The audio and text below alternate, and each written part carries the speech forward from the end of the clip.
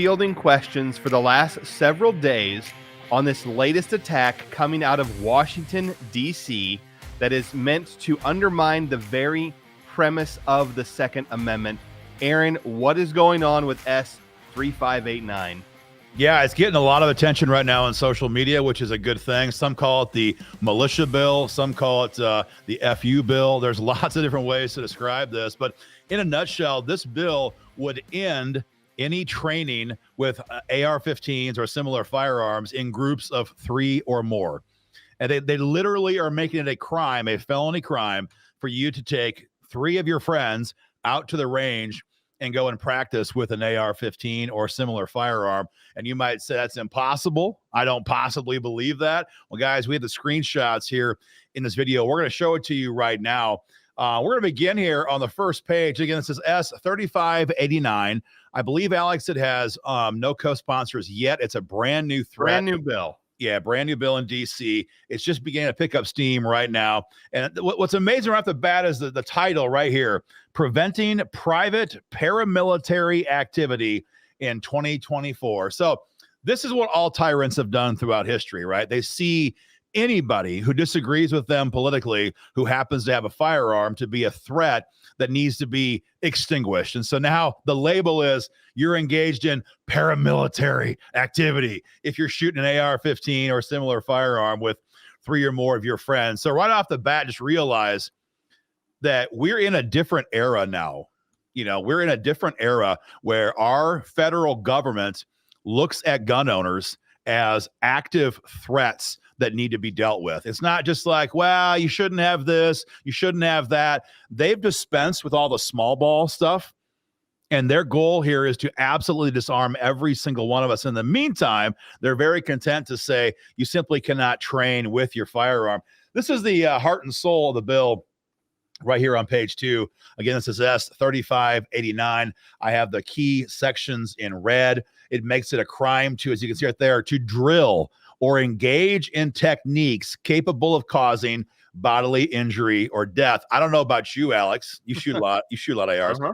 I don't shoot an AR unless I'm trying to get better at using it. Exactly.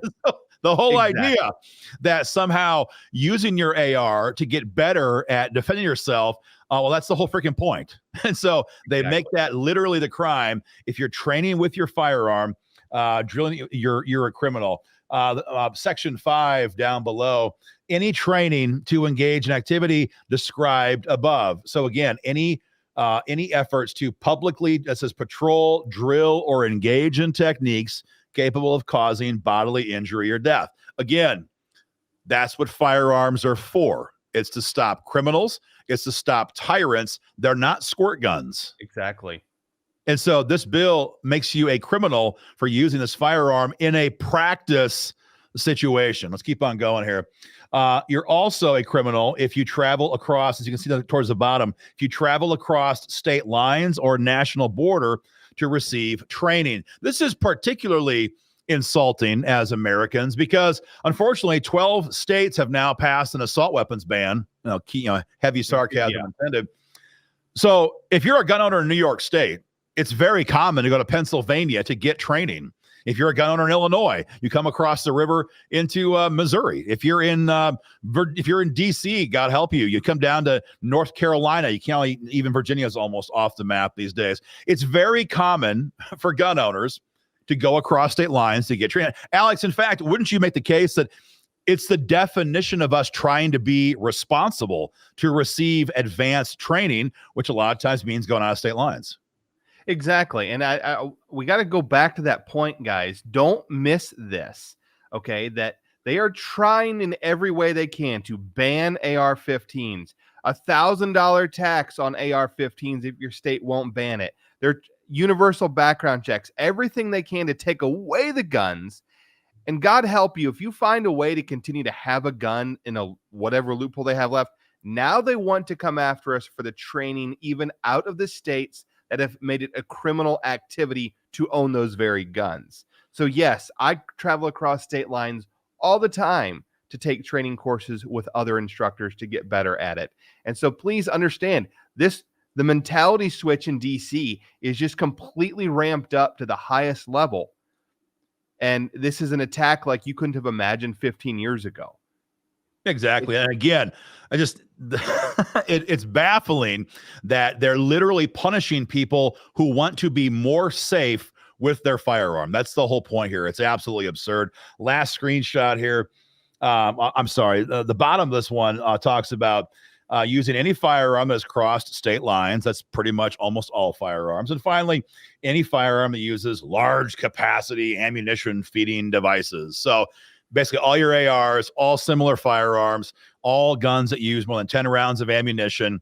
It's a full-on purge. If you want to grab your side-by-side, ivory inlaid hunting shotgun, you can be Merrick Garland's guest. But for everything serious, it's a crime. And Alex, what's unique here, I wouldn't say it's never been seen before, but what really caught my eye is the penalty section in here. And of course, there's jail time. There's felony versions and misdemeanor versions and enhanced penalty versions. What's really damn dangerous, though, is the other penalties they've stuck into this bill. Here's a screenshot from the last page of the bill.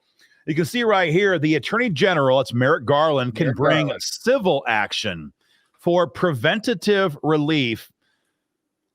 And if you see down there on line 2, for someone who is or is about to engage in this prohibited activity. So what does that mean? A civil sanctions means that Merrick Garland can drag you into court and try to get protective orders and civil judgments, aka money, from you in advance because you were thinking about engaging in this prohibited activity. So, just to be clear on this, that means you're broke, you're bankrupt, you're done, because they will literally be able to use the power of the DOJ, the budget of the entire United States of America against you, against me, against any gun owner personally, to say you were about to go across state lines and shoot an AR-15. We're going to take you down. And so you're done. You're done. And what's so damn insidious about this is that there's not the same burden of proof. And in criminal court, it's beyond a reasonable doubt, and you can request a jury trial and you have a lot more options. When it comes to a civil judgment, it is the preponderance of the evidence. That means it is more likely than not that you were about to do X. That means basically if they can show a 51% likelihood, you're screwed. You're screwed. And so here it is again. Who is or is about to engage in these actions, they can take you into a civil court for judgment. And then down there on section B, it says any person injured as a result of this section may bring civil actions. Now, at first blush, that seems pretty reasonable. If someone gets hurt, by your firearm, well, you're going to face the price, and that's not wrong. But that's not what this means. Because they're saying that any person injured by you training, that doesn't these days just mean physical harm anymore. So they could literally say that a person was emotionally damaged when they drove by your farm and they saw 4 guys out in the back with ARs doing drills. That person could claim they're emotionally damaged now. You harmed them just by being a toxic what's that? Toxic masculinity. Exactly. I mean, and this is not an exaggeration anymore. It might have been, 5 years ago, but today, 2024, there is no limit to what they can say about you and how your presence harmed them. So guys, this is a nasty, nasty, nasty bill. And again, it really shows the mentality of where our government is right now. It is an absolute disaster. I think it's really important. Alex, we saw 2 years ago now, we saw the Republican Party in DC betray us wholesale. It was 14 Republican senators. How many? Oh, I'm sorry. 14 Republican senators. And it was 14. That backed Biden's federal gun control bill. We had somewhere around 8 to 12 in the House. Actually, it was less members in the House, I believe, than the Senate. So there's no scenario anymore we can trust politicians based on party affiliation. I mean, Alex, we both came out of Iowa originally, and we watched in disgust as Joni Ernst just a year ago military vet, gun lady, she says. Exactly. Her, when she ran for office the first time, she was doing videos of her with her leather jacket, shooting her handgun, votes for Biden's gun control. So I think it's a difficult thing these days for people to maybe internalize it. We cannot sit back and just trust that party affiliation means jack crap anymore. Everyone needs to be involved in this immediately. Exactly. Something else, and I just dawned on me now as we're going over this. I think it was back to your first picture. I'm going to pull that back up as well. But didn't it crossing a national border? Did you catch that as well? Like, even if we tried to leave this country to go and train somewhere else, if we went out for a competition, if you're invited to the World Shoot, does that mean all of our Olympic athletes are going to go to jail when they come back to America? If they go and, go to another country? This is, like you said, the mentality of the radical left is so deranged against gun owners, as they are the threat to a tyrant, that they are thinking on these levels. And that's how dangerous this is. I mean, this is a rabbit trail, Alex, but you mentioned going across national borders. A couple of years ago, and everyone can Google this for yourself. A couple of years ago, it became a national news story when the state of Minnesota was literally having suitcases full of cash be shipped out of the airport at MSP over to Yemen, to Syria, to Iran, to Iraq, all of these countries, directly funding terror camps. It's all over national news. It's no secret. Yep. And it was state monies given to certain population centers in Minnesota that then literally put that crap in a suitcase and they flew across the globe to fund our nation's enemies. So that was never a problem. Training. Yeah. It may have been an optics problem, but it wasn't a real problem for the left.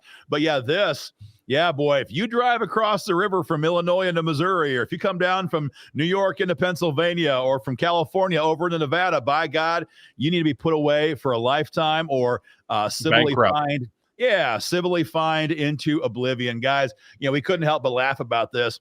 They would very much be putting our own founding fathers, got a photograph right here. I mean, this is what they want to avoid. They want to avoid American citizens training to defend themselves. This is the history of our country, and they know that.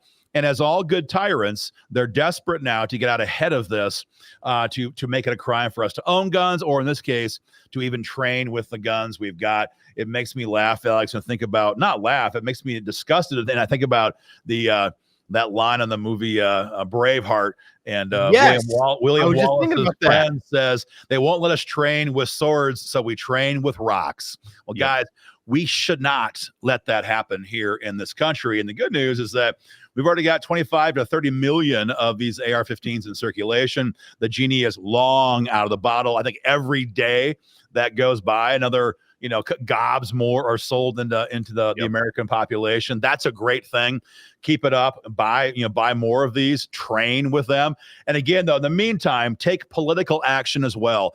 Too many gun people, I think, Alex, sometimes they spend money on guns, which is great, ammo, which is great, training, which is great, but they forget about the fact that we have got to defend these freedoms in our state legislatures and in Congress, because our freedoms are only ever a generation away from extinction, especially these days. And when it comes to our Second Amendment freedom. So guys, there's a link beneath or above this broadcast. And frankly, it doesn't matter what state you live in. If you're in a red state right now, your Republicans are feeling pressure to betray you on gun rights, and they have to hear from you right away. If you're in a blue state, they're mostly all commies. They like to vote for this. However, it is an election year, and there are a lot of Democrats, we're being told on Capitol Hill right now from our sources, who are getting kind of concerned that Biden's harebrained agenda on guns may cost them dearly. In fact, there's a scenario where they actually lose the Senate in November. And so the more pressure we can put on Democrats in blue states, they're not ever going to change their mind and become pro-gun. Alex, you're in Georgia. You're not going to get